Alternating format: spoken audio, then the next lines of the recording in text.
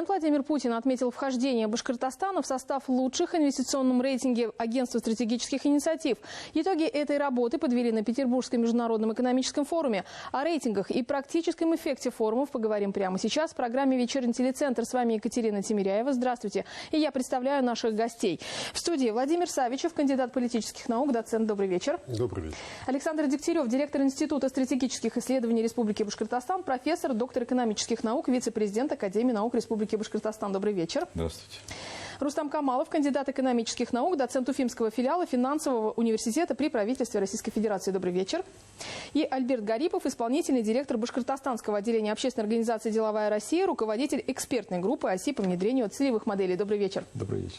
Уважаемые гости, давайте сначала посмотрим. У нас есть сюжет, который подготовил мой коллега Азат Садреев. Он работал на ПМФ. Хорошо.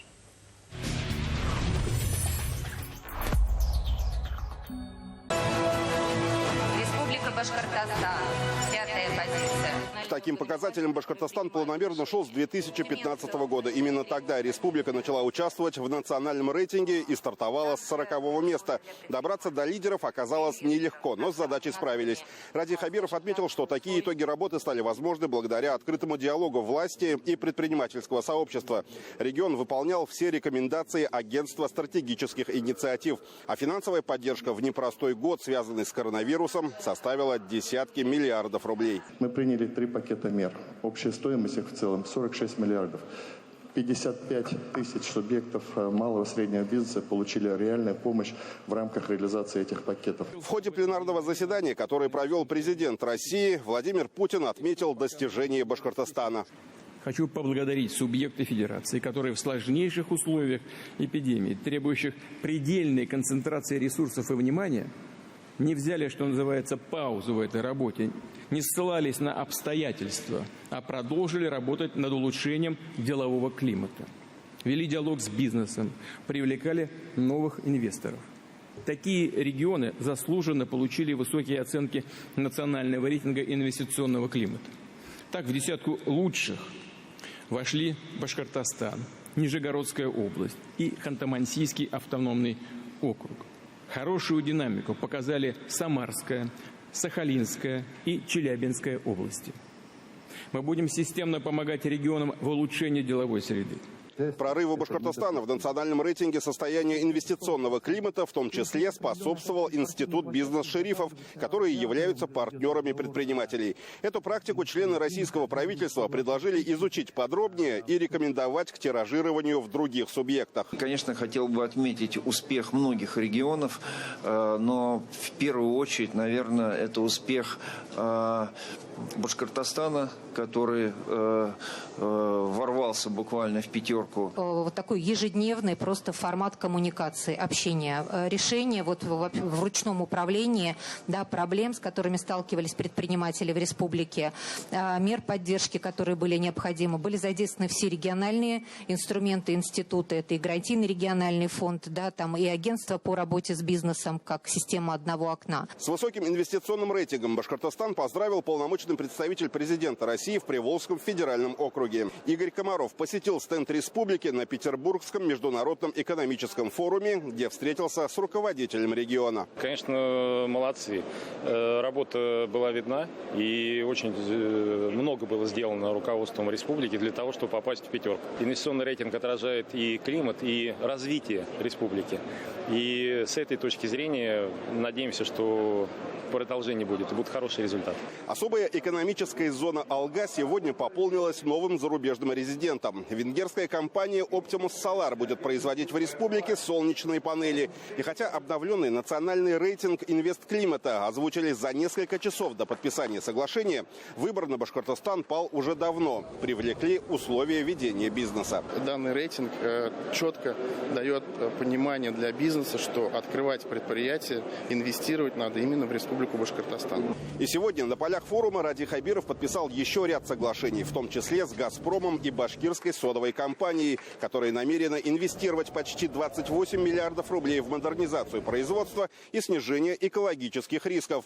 Общий объем инвестиций, которые привлечет республика после форума, уже перевалил за 100 миллиардов рублей. Нам удалось вновь показать, что мы действительно крутой регион. Вы видели, что мы вошли впервые в пятерку рейтинга ОСИ как один из лучших регионов по созданию комфортной среды для роста бизнеса и инвестиций. Вы знаете, сегодня об этом и президент отметил нашу республику, что, конечно, очень приятно и очень важно. Поэтому вот такая мы сделали хороший задел. Подчеркиваю, что наши коллеги здесь ходят, так, знаете, с развернутыми плечами, уверенно смотрим в будущее.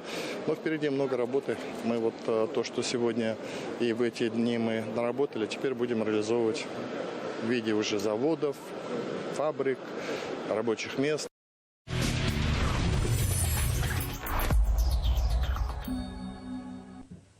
Александр Николаевич, первый вопрос вам. Как вы понимаете, 5-е место Башкортостана в национальном рейтинге инвестклимата, да? И какие интересные моменты с нашей республикой увидели вы?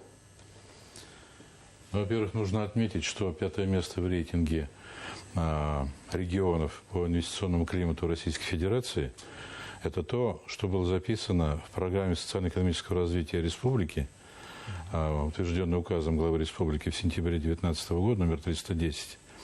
Аж на 24 год. А сегодня на дворе только 21. И по итогам 20 мы уже на 5-м месте. Но самое главное вообще в жизни – это не просто достичь вершины, надо удержаться на ней. То есть основная стратегия должна быть нацелена на то, чтобы эти позиции сегодня удержать, а завтра, значит, добиться новых успехов. Но надо сказать, что вообще о рейтингах разговор идет разный. Как в профессиональной среде, так и в обществе. Одни говорят, а зачем эти рейтинги, а что они дают? А вот если бы там, скажем, какие-то были другие показатели, то мы бы там не были или были там, наоборот, первыми. Ну, на этот счет я могу сказать, привести один пример. Давно нахожусь в очень, так сказать, теплых отношениях с известным человеком. Это академик Российской академии наук Виктор Антонович Садовнич, ректор Московского госуниверситета.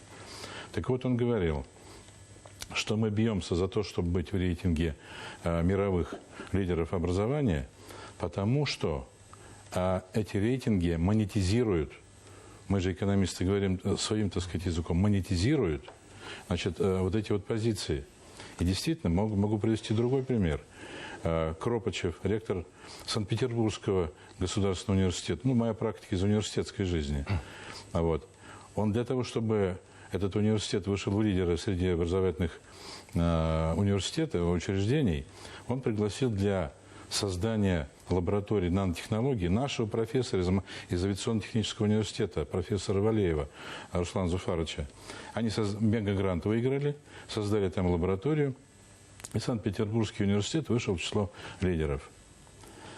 Без рейтингов никак, это мы поняли. Давайте сейчас у Альберта Мансафовича узнаем, так как он работает в ОСИ, порядка 200 показателей учитывались, да, суммарно для позиции региона. Вот вы работаете в проектном офисе. Расшифруйте, пожалуйста, как внутри ведется эта работа. Значит, ну, если поподробнее, значит, сам рейтинг, он довольно считается сложно, там больше 200 показателей на самом деле. Значит, существует 8 целевых моделей по различным направлениям. Это и контрольно-надзорная деятельность, и подключение к сетям газоснабжения, электроснабжения, вода, и тепла, и так далее. Развитие малого и среднего бизнеса, развитие внешнеэкономических связей. То есть это вот отдельные такие блоки, как бы отраслевые, да, по которым... Если расшифровать, что произошло за год? Мы были на 9-м месте, стали на 5-м, вошли в пятерку. Значит, работа...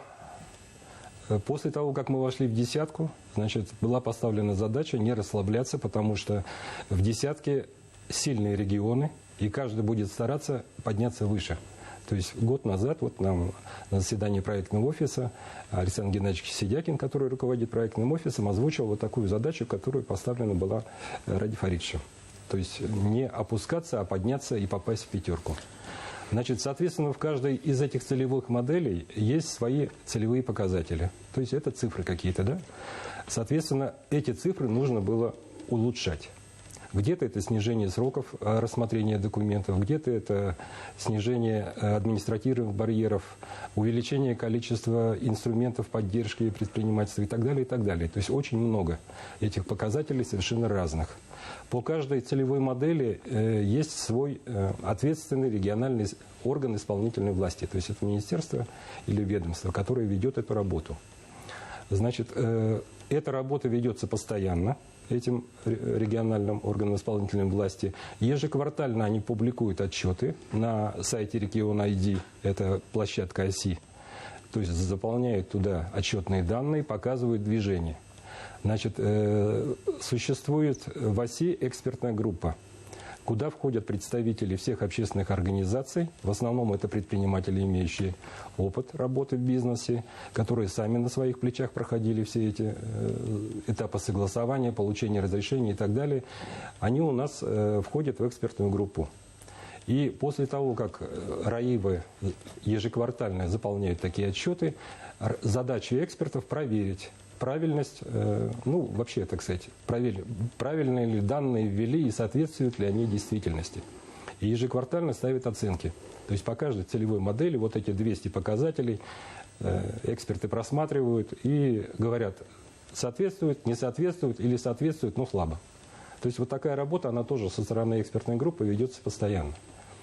Поэтому у нас тут получилась такая обратная связь, потому что с помощью вот этого рейтингования и реализации этих целевых моделей бизнес имеет для себя улучшение условий ведения бизнеса в республике, а республика, соответственно, увеличивая или поднимаясь в рейтинге, вот как Александр Николаевич сказал, повышает свою монетизацию. То есть привлекает инвесторов и так далее. Ну и еще несколько моментов, на которые обратили представители федеральной власти. Это институт бизнес-шерифов, введенный в Башкортостане. Кроме того, пакет поддержки экономики порядка 50 миллиардов рублей. И третье, то есть в целом комплексная работа. По итогам поездки на ПМФ глава Башкортостана Ради Хабиров провел совещание. Давайте послушаем, что он отметил и какие задачи поставил.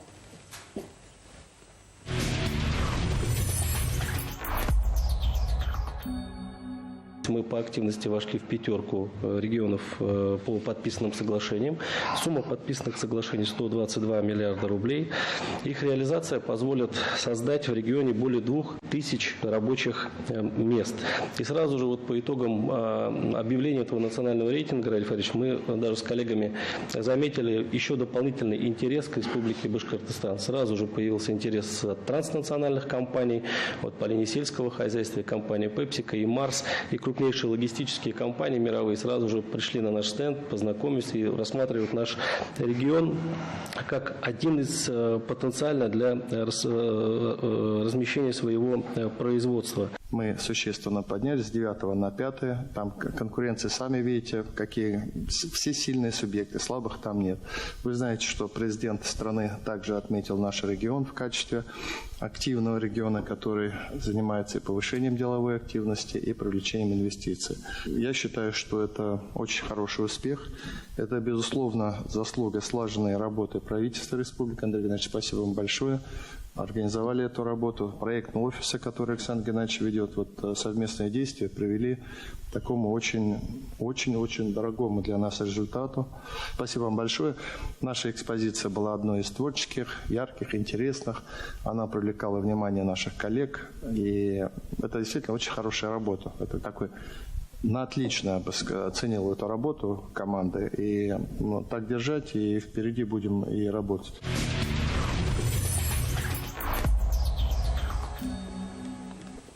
Владимир Леонидович, к вам вопрос. 122 миллиарда – это сумма подписанных соглашений на ПМФ в этом году, Республика Башкортостан. Расшифруйте, пожалуйста, вот эту цифру, что это означает и в чем практический эффект договоренностей. Здесь мы видим соглашения по очень разным отраслям экономики. На мой взгляд, самое интересное – это вот то, что подписались «Газпром» и Башкирской судовой компанией, потому что это очень интересный драйвер развития региона. То, что «Газпром» сегодня планирует развивать производство водорода у нас на территории республики, это абсолютно новая тенденция, которая очень хорошо вписывается в современные глобальные тренды экологизма, потому что мы сегодня становимся перед очень таким серьезной проблемой, когда Евросоюз хочет собирать свою пользу налоги с тех производств, которые выдает огромное количество парниковых газов. Вот водород в данном случае считается абсолютно экологически нейтральным газом и не будет каких-то дополнительных налогов на него и так далее. То есть это та перспектива экономики, которая выводит нас на новые рынки, выводит нас на новые финансовые потоки. Это очень-очень важно. И тут еще один момент. Ведь любая новая технология требует и научного подхода. То есть это развитие и научно-технического сектора в нашей республике. На мой взгляд, вот этот момент очень важен. Опять же, если мы берем БСК, очень много говорилось о том, что там необходимо решать, опять же, вопросы экологического характера. И вот это инвестирование, то есть само соглашение подписанное, оно как бы является таким гарантом, что эти проблемы, они будут решаться. Это тоже для нас очень важно, потому что и президент Российской Федерации, вот и на Петербургском форуме особенно подчеркивал, что мы сегодня вот этот тренд экологизма видим не просто как какую-то модную вещь, а как необходимый фактор развития нашей экономики. Потому что мы видим сегодня общие тенденции, которые существуют, и мы стараемся не отставать, а где-то опережать эти тенденции. Второй момент – это по сельскому хозяйству. Мы видим, что сегодня вот, рост цен на продукты питания он не случайен. Да, сегодня есть определенный избыточный спрос на мировом рынке на продукты питания. Если мы посмотрим итоги 2020 года, то Российская Федерация резко нарастила экспорт сельхозпродукции практически по всем направлениям. И то, что мы сегодня можем вот на этот рынок, который выдает, так скажем, повышенный спрос, предложить свою продукцию, это тоже важно для того, чтобы к нам приходили финансовые ресурсы. Но вместе с тем надо смотреть и предложения, которые нам дают. То есть получить инвестиции, главная цель которых это вывод прибыли с территории региона, насколько это нам важно. То есть вот если мы говорим «Газпром», БСК, там, сельское хозяйство, мы видим, что все равно это будет реинвестироваться. Вот то, что там будет произведено, будет реинвестироваться в нашу экономику. Это очень здорово, потому что мы в данном случае получаем такой проект, который будет работать не сиюминутно, а будет работать достаточно долго. Поэтому и с остальными инвесторами надо тоже, если мы подписываем соглашение, то предусматривать там, чтобы они здесь работали в долгую. Не в короткий момент там сняли сливки и вывели, а работали в долгую. Но опять же, вот то, что касается подписания договора с венграми о производстве солнечных панелей, это тоже тренд экологизма, это тоже очень важно. То есть мы видим, что вот эти вот соглашения, они действительно открывают новый импульс развития экономики региона в рамках тех уже складывающихся тенденций, которые есть на мировых рынках. Владимир Леонидович, еще один момент. С точки зрения имиджа, на оперативном совещании уже по итогам поездки на ПМФ первый вице-премьер, министр экономического развития и инвестиционной политики Рустам Муратов отметил, что транснациональные компании заинтересовались республикой и готовы сюда приезжать и знакомиться для того, чтобы открывать свои производства. В течение какого времени, вот вы говорили в долгую, да, эффект получается, в течение какого времени простые жители могут и рабочие места получить, и зарплаты, допустим, вот как вы считаете? Здесь очень сложно сказать, какие намерения, тенденции у этих транснациональных компаний. Надо иметь в виду, что очень многие входят в такие крупные холдинги, которые имеют годовой оборот, сопоставимый с ВВП Российской Федерации. Вот, поэтому это партнеры очень сложные для переговоров. У них огромные возможности, у них глобальные рынки, и поэтому насколько они увидят для себя интерес быть именно у нас, это очень-очень большой вопрос. То есть это на самом деле очень сложная достаточно процедура. Ну и большой шанс. Конечно, большой шанс, потому что для развития любого региона, любой отрасли надо быть впереди тех трендов, которые есть. Тогда у вас действительно появляются не просто имиджи, у вас появляются те важные факторы, которые делают вас сильными. То есть вы в данном случае тогда становитесь интересными тем, что у вас есть не образ, а у вас есть ресурсы, у вас есть та сила, которая привлекает остальных. Ведь любой бизнес, он приходит туда, где уже кто-то добился успеха. То есть вот история успеха, она очень такой важный стимул для того, чтобы туда прийти. Спасибо. Давайте узнаем у Рустама Камиловича его мнение, какие сильные стороны республики видит он, и какой практический эффект от участия форумов на таких больших площадках, как ПМФ, для Башкортостана видите вы. Вот я, чтобы продолжить прозвучавшую мысль, я бы хотел бы добавить, отвечая на ваш вопрос, в том числе, что к числу ключевых проектов, которые были реализованы в рамках Петербургского форума или там за его пределами, это, конечно, развитие дорожной инфраструктуры. То есть логистика для нашей республики, значит, имеет, и вообще в целом для России она имеет очень важное значение. Мы находимся в центре России, по большому счету.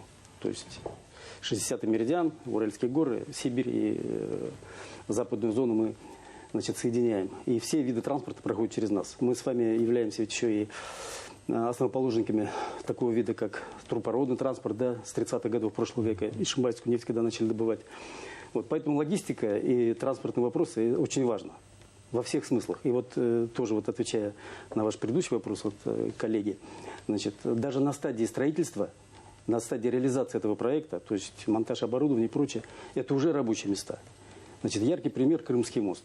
Вот несколько лет он строился, 20-25 тысяч рабочих мест было там создано только на этапе строительства. То есть уже на этом этапе это был драйвер экономики. Вот. То же самое это будет происходить и у нас.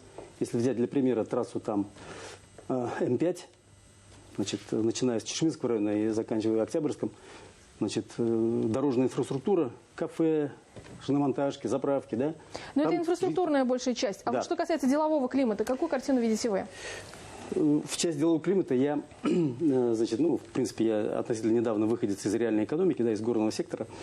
Вот, поэтому, конечно же, надо отметить, что для развития вот самого бизнеса это имеет важное значение. Почему? Потому что надо понимать, что, вот Ради Фаридович правильно отметил, значит, жесточайшая конкуренция среди регионов, 85 субъектов Российской Федерации. Если исключить, значит, ресурсодобывающие регионы, буквально, значит, было отмечено в числе лидеров это вот Калужская область, Татарстан, как такие вот, значит, регионы, которые сумели за счет вот своей активности деловой, да, управленческих каких-то усилий, значит, сумели выдвинуть свои регионы на ведущие места, как в своих федеральных округах, так и в целом по России. Вот мы сейчас пошли тоже по этому пути. И, конечно же, значит, темп не надо терять. Надо сказать откровенно, что мы имели определенный застой, несколько лет, да, определенный период. Сегодня мы заслуженно начинаем двигаться вперед. Вот. И, как вот я уже говорил, и в рамках Петербургского форума, и за его пределами, вот это видна системная работа у руководства республики. Вот даже Александр Николаевич совершенно правильно отметил стратегию развития до 2024 года. Значит, сама по себе закладывающая основа вот этого движения и системность этого движения. И причем надо отметить, что и в заслугу вот руководства республики надо это сказать, что план принят не как обычно, там, 50-й год 21 века, а на среднесрочную перспективу, а именно уж говорят конкретно, откровенно, на период деятельности руководителя региона. То есть всегда человек понимает, что с него спросят, вот, и, соответственно, вот эти вот импульсы, которые передаются его команде, значит, они вот пока, по крайней мере, хорошо реализуются. Но есть, конечно, и резервы. О них могу сказать позже. Нет, давайте сразу тогда про резервы, и потом следующий вопрос к Альберту Масаловичу. Ну, я не могу не сказать, значит, о своей больной теме, может быть, о своем коньке. Это развитие моей малой родины Зауралья. Вот, конечно, значит, там единственная, к сожалению, пропульсивная отрасль, которая, ну, или драйвер экономики, говорят другим языком, да, точка роста, это горная отрасль. Вот, и тот крупный, значит, бизнес, который там действует в лице Уральской горно-металлургической компании, конечно же, его деятельность, мягко говоря, оставляет желать лучшего. Потому что вот та рудная база, которую они обладают, в нашем Заурале владеют, да, это Учелы, Сибай, Бурибай, Башкирская медь, значит, к сожалению, она не получает должного развития. Вот. Богатейшее месторождение юбилейное, значит, богатейшее месторождение, подольское месторождение до сих пор толком не развиваются. Хотя, значит, проекты при получении лицензий уже должны были вот в текущем периоде, к 2020-2022 году, выйти на, значит, уже режим полной добычи. То есть, ну, условно говоря, там 3 миллиона тонн руды на юбилейном месторождении, ну и так далее. Ну, справедливости ради нужно отметить, что глава Башкортостана Ради Хабиров создал межведомственную комиссию и держит этот вопрос под личным контролем. Но и кроме того, ежегодно проводится Всероссийский инвестиционный форум Зауралья, на котором также обсуждается развитие этого региона. Мы сейчас должны уйти на рекламу, но сразу после этого продолжим обсуждение. Это программа «Вечерний телецентр». Мы обсуждаем успех на Петербургском международном экономическом форуме Башкортостана. Республика заняла 5-е место в национальном рейтинге инвестиционного климата. Что это означает для каждого жителя, обсудим и продолжим. Обсуждаем сейчас и продолжим сразу после рекламы. Не переключайтесь, оставайтесь с нами.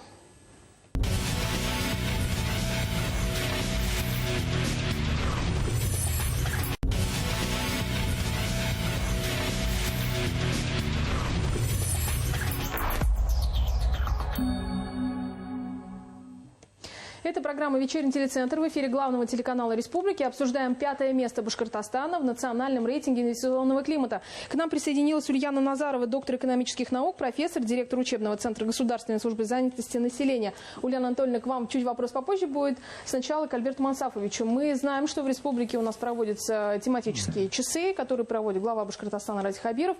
Вот как вы считаете, обратило ли внимание агентство стратегических инициатив на такие совещания в формате «Инвестчас», ну а также часы предпринимателей?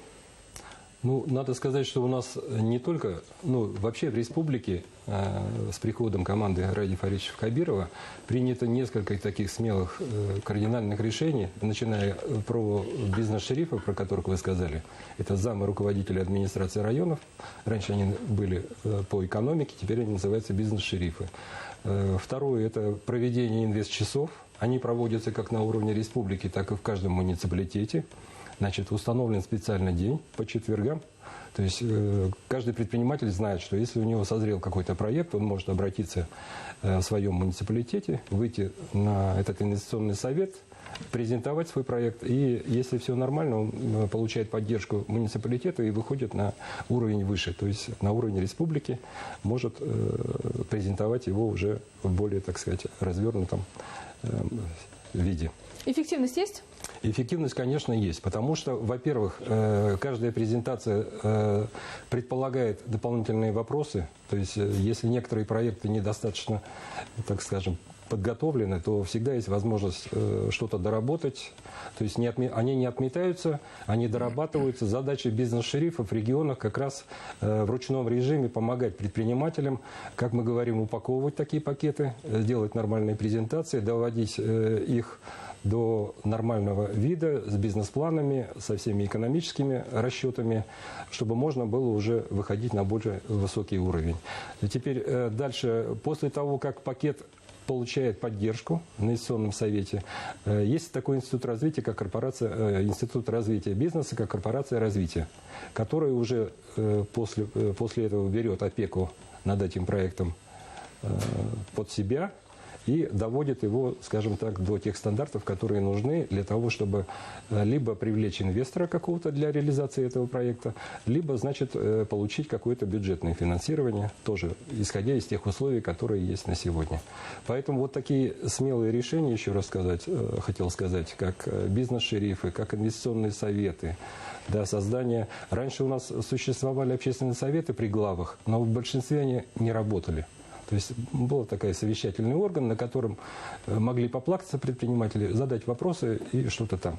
Сейчас ситуация кардинально изменилась. То есть, наоборот, задача поставлена бизнес-шерифам, чтобы они искали активных предпринимателей, опять же говорю, брали за руку и спрашивали, что нужно, чем помочь для того, чтобы вы могли реализовать свой проект.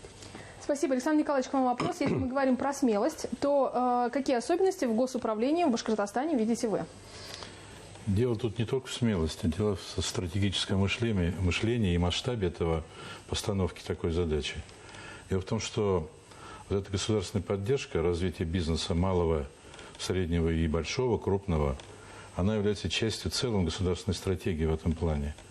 Потому что к тому, что уже было сказано коллегами, можно добавить еще и проведение различных форумов и региональных, российских и международных форумов, которые проводились в рамках ШОС и БРИКС.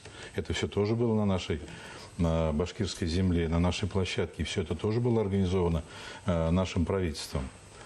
Вот. Надо сказать, что создание 5 точек территорий опережающего развития на территории Башкортостана – это тоже уникальная ситуация. Назовите еще мне один такой регион в России, где бы такое было. А ведь это серьезные преференции для бизнеса. То есть выстраивается такая стратегическая линия по поддержке бизнеса на всех его эшелонах. И когда мы говорим о вертикали власти и ручном управлении, не следует забывать о том, что Радик Фаридович всегда говорит: коллеги, мы вас держим не за руки, мы вам даем возможность, мы вам поддерживаем вас. Значит, поэтому свобода выбора векторов развития, драйверов развития, она как раз и поддерживается такими инструментами управления. Но надо сказать, что вот было отмечено, вот раньше было не так. Действительно, совсем недавно о Башкирии говорили о том, что это как остров, который объезжают инвесторы, и корабли инвесторов не швартуются у наших берегов.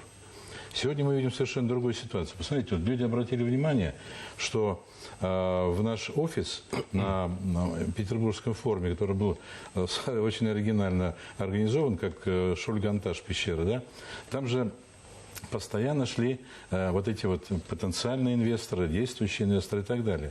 В народе даже сказали, что по-башкирски звучит так: бал, кого як татлы. То есть, понимаете, вот как медом намазано. И мы видели, что все мед пробовали. Вот, понимаете? Это говорит о чем? Что вот как раз монетизируется то, с чего я начал сегодня свое выступление, да, монетизируются вот те политические, ну что ли, дивиденды, которые наша республика, руководство наше, в первую очередь, зарабатывает на вот этой площадке конкуренции с другими регионами. Потому что деньги идут к деньгам.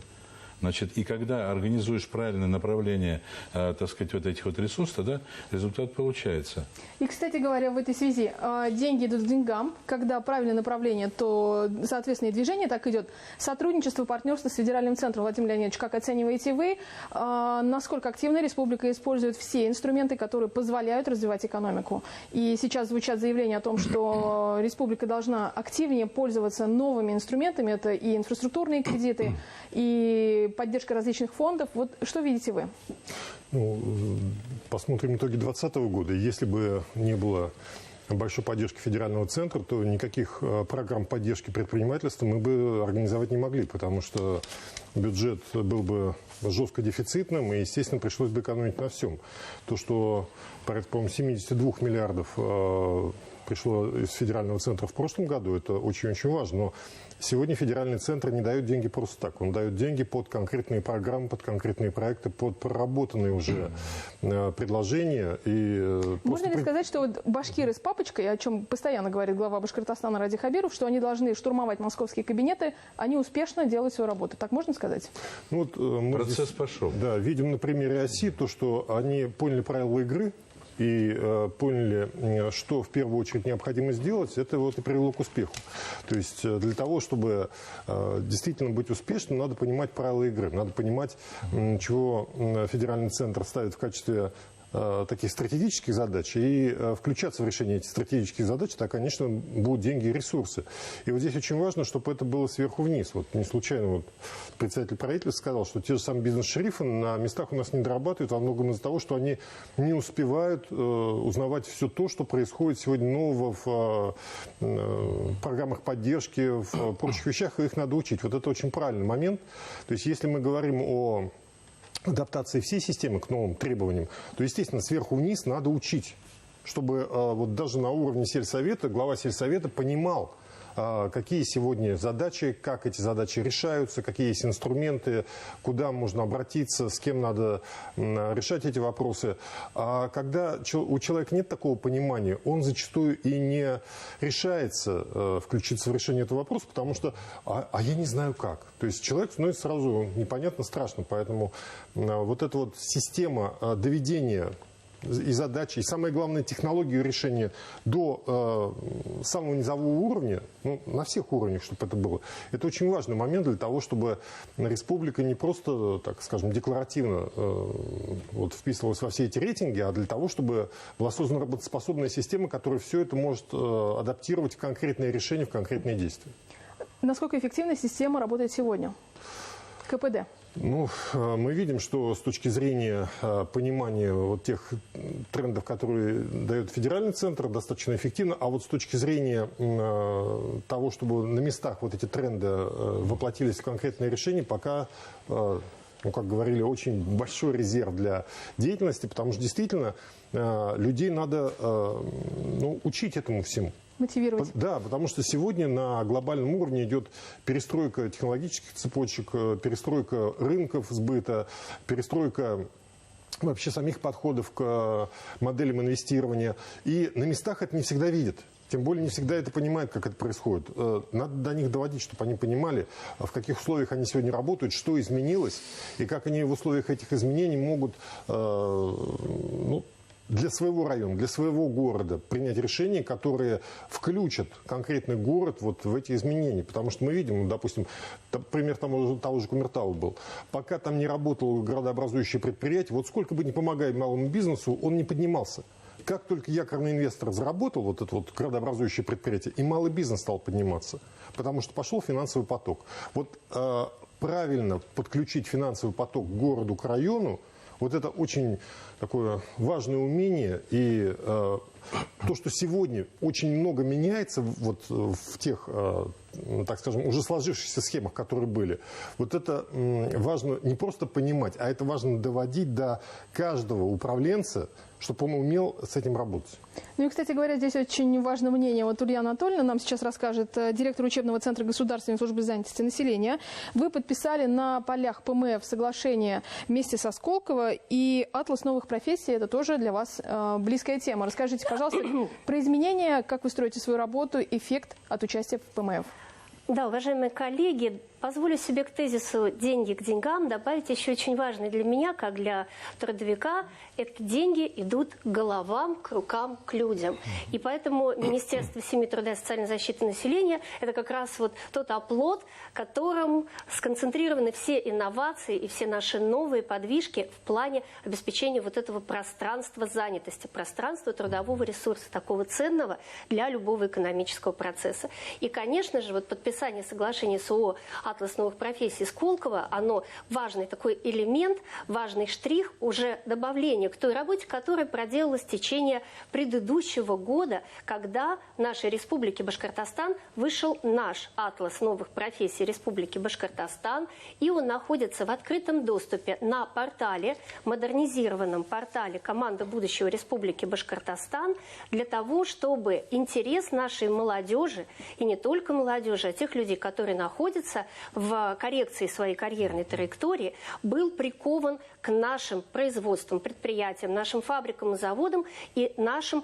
трансформациям трудовой среды. Вот для этого делались такие вещи. И, кстати, сегодня, вот именно сегодня выпускает учебный центр группу по компетенции предпринимательства. Поэтому, добавляя вот к актуализированному такому моменту нашими коллегами вопросу о бизнесе, о малом бизнесе, вот здесь я могу быть уверенной, что в нашей республике делается все и больше для того, чтобы вот этот вот образовательный такой вот впрыск, импульс, дрова такие, для того, чтобы огонь предпринимательства горел в виде образования, в виде обучения, они непрерывно подкладываются. И вот как раз по линии WorldSkills, это федеральный проект содействия занятости, в его рамках вот сегодня выпускает учебный центр группу предпринимателей. И надеемся, что, может быть, и еще такая группа будет, потому что знание – сила в предпринимательстве. Мне кажется, это очень верный тезис. Спасибо, вот, Ульяна Анатольевна. Да. Давайте послушаем наших федеральных экспертов. Какое мнение относительно позиции республики в национальном инвестрейтинге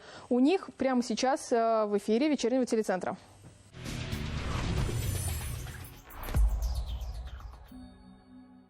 Агентство стратегических инициатив проводит рейтинг инвестиционной привлекательности регионов 2014 года. В этом году Республика Башкортостан показала выдающийся результат, переместившись с 9 места на 5 позицию.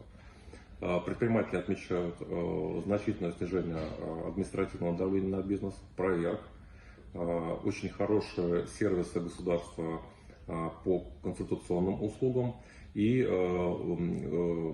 значительное улучшение работы с финансовыми инструментами и денежно-кредитными мерами поддержки. Я считаю, что Республика Башкортостан совершенно справедливо заняла 5 место в национальном рейтинге. Было видно, как власти республики работают с бизнесом. И когда власть и бизнес работают вместе, когда власть понимает предпринимателей, когда идет им навстречу, когда слушает, когда слышит их, когда предприниматели тоже участвуют в нормотворчестве, когда как-то верифицируют нормативные акты, и когда они разговаривают, вот так всегда и получается. Многие регионы не слышат свой бизнес, не слышат людей, которые там живут, а делают что-то вот сами по себе, непонятно для кого. И только симбиоз бизнеса и власти дает такие результаты. Инвесторы слышат это. они видят результаты. И они идут именно в те регионы, где возможен нормальный конструктивный диалог. Я считаю, что команда, представлявшая Республику Башкортостан, сработала на отлично. Стенд Республики Башкортостан, где и проходила основная часть деловых переговоров, встреч, подписания соглашений, стала одной из самых крупных региональных площадок на Международном экономическом форуме и одной из самых креативных. При его оформлении был использован уникальный арт-дизайн с ароматом башкирских степей, поэтому посетители могли на себе испытать и найти площадку буквально под запаху. А переговорная комната была выполнена в виде известной пещеры Шульган-Таш. Несомненно, экспоненты продемонстрировали свой инвестиционный потенциал, реализуемые проекты, новейшие технологии, продукты и решения, которые были разработаны в республике. И что, естественно, привлекло к республике заметный интерес. В итоге десятки переговоров с представителями российских, международных, государственных корпораций, региональными властями, а также международными партнерами и почти 122 миллиарда рублей инвестиций, которые получит республика в результате установленных на форуме договоренностей.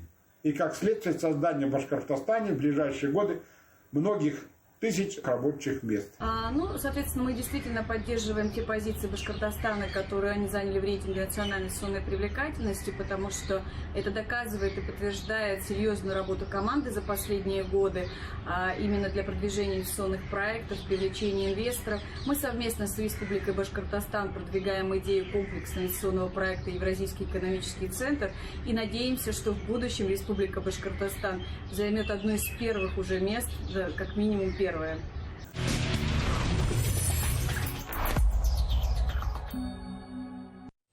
Уважаемые гости, давайте будем резюмировать нашу программу. Владимир Леонидович, к вам первый вопрос. Как вы считаете, что еще нужно сделать в Башкортостане для укрепления инвестиционной привлекательности региона? Нужны истории успеха.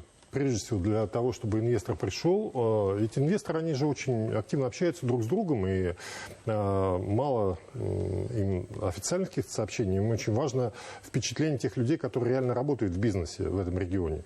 Поэтому по мере того, как будут реализовываться инвестиционные проекты, и инвесторы будут удовлетворены этим, будут, соответственно, проявляться все больше и больше интереса. Вот, допустим, с тем же Ласселсбергером. У него был период, когда его чуть ли не выгоняли из республики. Сегодня он видит новые перспективы, и, соответственно, у него меняется отношение. И, соответственно, все, кто будет с ним разговаривать в Европе о том, как работается в республике, получат от него соответствующие уже оценки.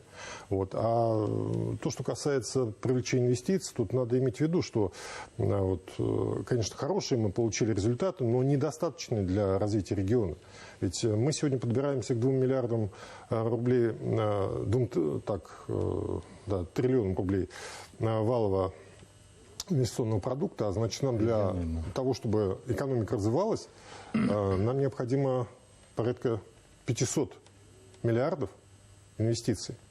Такие планы стоят к 2024 году. Да, такие планы стоят, вот к ним и надо стремиться. То есть мы можем, конечно, так скажем, почивать на лаврах от того, что так все замечательно и хорошо, но реальная экономика говорит о том, что нам еще много-много надо работать. Опять же, по рабочим местам, если мы посмотрим стандартные объемы ввода, допустим, новых рабочих мест в Соединенных Штатах и экстраполируем эти цифры на нас, то получается, что мы в год примерно должны около 100 тысяч рабочих мест новых вводить в республике. Это очень сложно, это очень большая задача. И вот мало нам сегодня тех успехов, которые мы уже имеем, потому что это не дает возможности, так скажем, говорить о том, что да, республика прочно заняла лидирующие позиции. Тут еще огромный объем работ, поэтому надо просто понимать, мы решили какую-то задачу, но это вовсе не такое итоговое достижение. То есть впереди еще очень много работы. Спасибо, Владимир Леонидович. Александр Николаевич?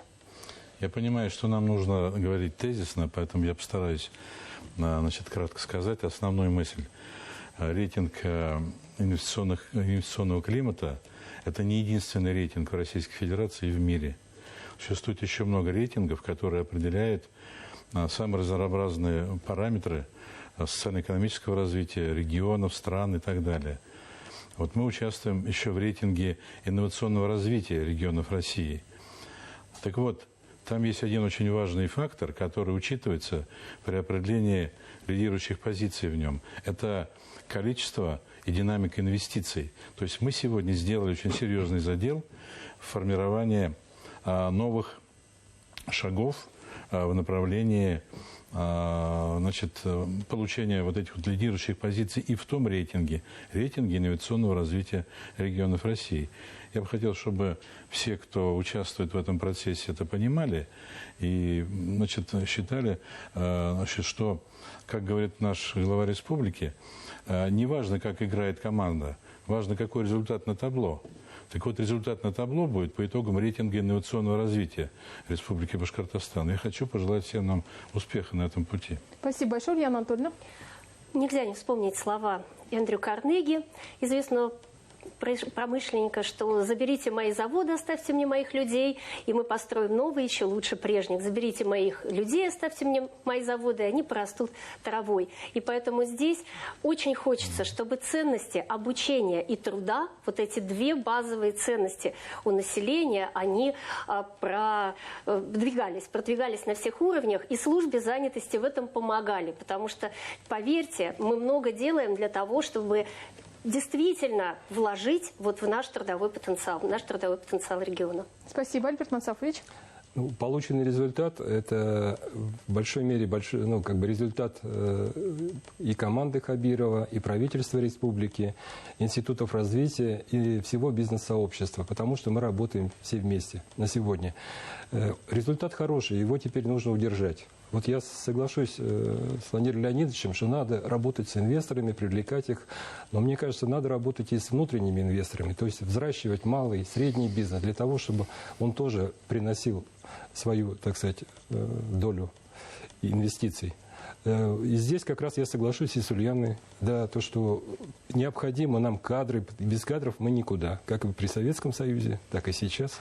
Любое производство начинается с людей, с кадров. Я лишь добавлю, что глава Башкортостана Ради Хабиров дал общую установку для всех «Алга Башкортостан», так что движение нам понятно. Это была программа «Вечерний телецентр». Оставайтесь вместе с БСТ, не переключайтесь.